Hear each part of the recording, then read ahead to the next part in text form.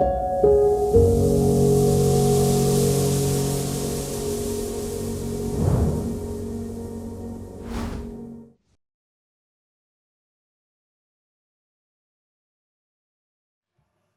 everyone.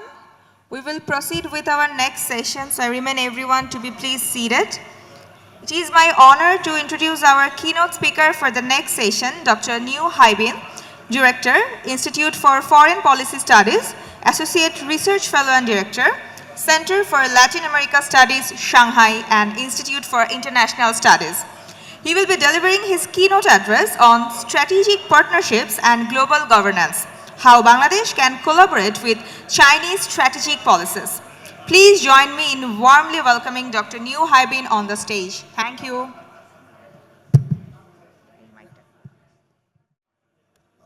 Since the time is much behind the schedule, so I will give my presentation as brief as possible. This is my first trip to South Asia, and definitely I like the experiences, in the country. And as the Chinese thing, it is a shallow knowledge. If you only get the knowledge from reading books, so it's important to be on the ground to do some field research. So I think this trip is a study trip for me.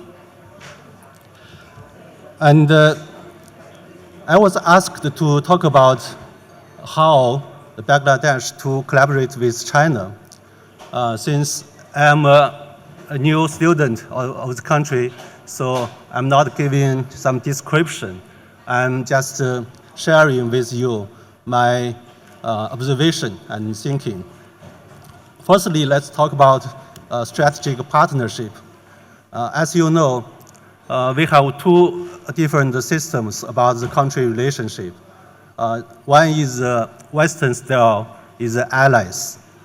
And the other is the Chinese style, that's a partnership. I think there is a key difference of these two types of relations. As for the strategic partnerships from the Chinese perspective, it is aimed to build some partnership to achieve development. It was not designed to target the third party. And I think maybe the first element of the partnership is to have a mutual respect.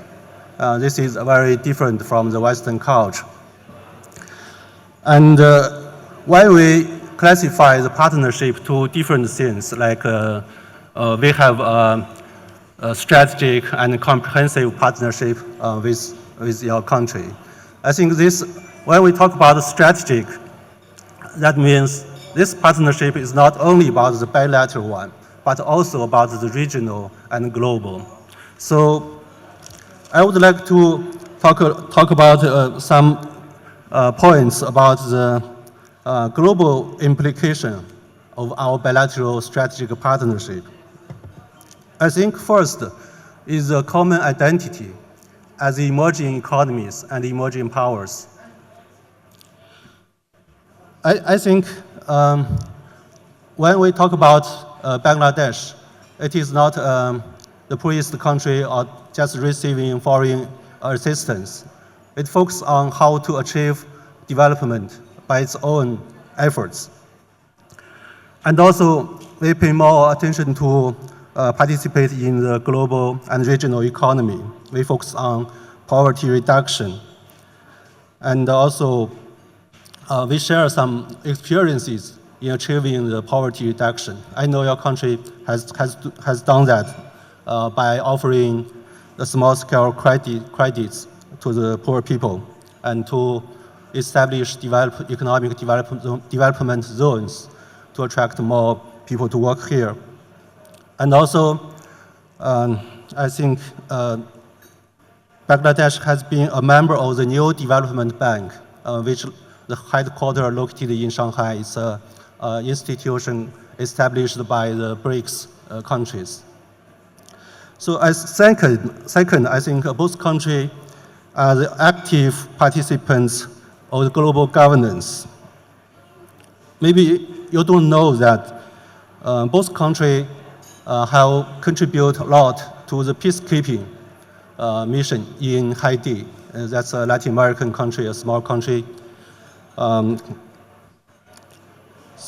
You have sent police force to Haiti since 2004 and has done a very good job. I think China also did this, but China can help Bangladesh to finish that job by offering high quality equipment to achieve that goal. And I think our country's efforts in achieving peace, the regional peacemaking mission, that shows that global South countries can make their own contribution to the global security governance.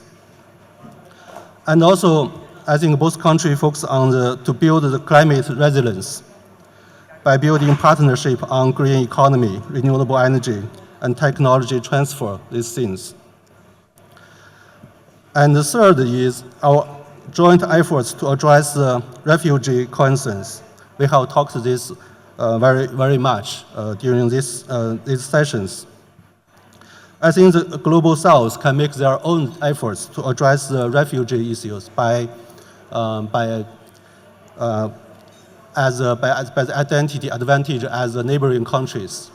We have seen a lot of these kind of practices across the globe, in Latin America, in Middle East, in Europe, also in South Asia. And the third of the strategy, the fourth of the element of the strategic partnership is to revive the Asian awareness, Asian identity. I think different from the East Asia, Southeast Asia, Central Asia, the South Asia, to some extent, is marginalized in regional integration and regional governance. But now, I think by building the regional connectivity, South Asia will play a critical role in the future Asia integration. Lastly, I would give you some thinking, suggestions on how to strengthen our strategic partnership in the near future. I think the first is to make full use of China's renewed efforts on regional policy. Maybe you know in this year, the central government of China has organized a conference to rethinking about China's regional foreign policy, not only the foreign policy, it's economic policy, security policy, a lot of things. So why China is renewing its regional policy at this moment? I think the first is to address the global transition in terms of the tariff war and the reorganizing of the economic global governance, because the rich countries are having a second thought on the economic globalization. And also, the major economies in Europe, in Africa, in North America are focusing on their regional economic resilience. I think Asia should follow that step. And to enhance our regional basis to achieve our own development by following the Sustainable Development Agenda, and to make our regional cooperation covering more areas. And the second is we have to make mutual efforts to give more attention and priorities to each other. Yesterday, our colleagues from Bangladesh mentioned that nowadays it's a good timing for the country, since Europe, United States, Turkey, Germany, Japan, they all and China, they are all competing for the influence in the country. That's true. But on the other hand, according to my experience, a lot of countries, especially from the global south, are competing for the attention and resources from China. They have established a lot of regional offices in China, not only in Shanghai, in Beijing, in Guangzhou, but also in the west and middle China, part of China, try to promote their own tourism and economic opportunities to attract the Chinese investment.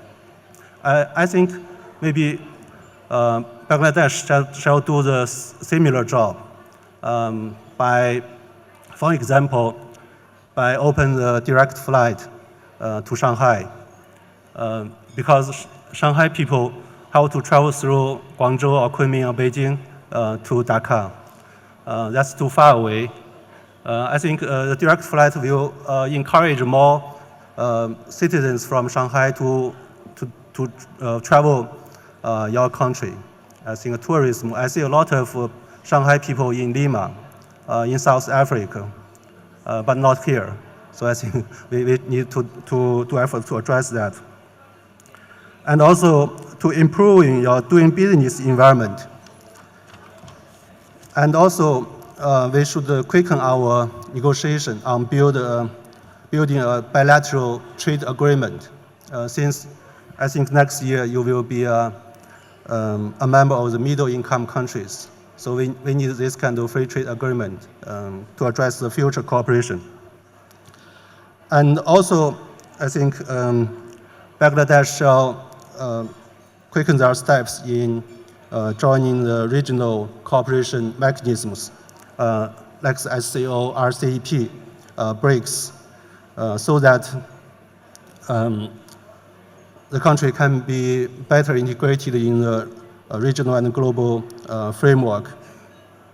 And also, I think China is happy to promote the regional stability by facilitating the benign interaction among the regional countries, just as China has done to facilitate the improvement of the relationship between Saudi Arabia and Iran. And my last point is to think about the Delta culture. We have talked a lot about the Delta perspective. And also you have established some business relationship with the Pearl River Delta in Guangdong. But you know, the Yangtze River Delta is also an important region. So we might, to enhance the interaction between the Bengal Delta and the Chinese deltas, so that we build more ports connection, high technology cooperation, and educational cooperation, and tourism, and direct flights, these kind of things. Then we can build a more closer relationship between our two countries and to promote the regional integration of Asia. So that's my brief presentation. I hope you like it. I will stop here. Thank you very much.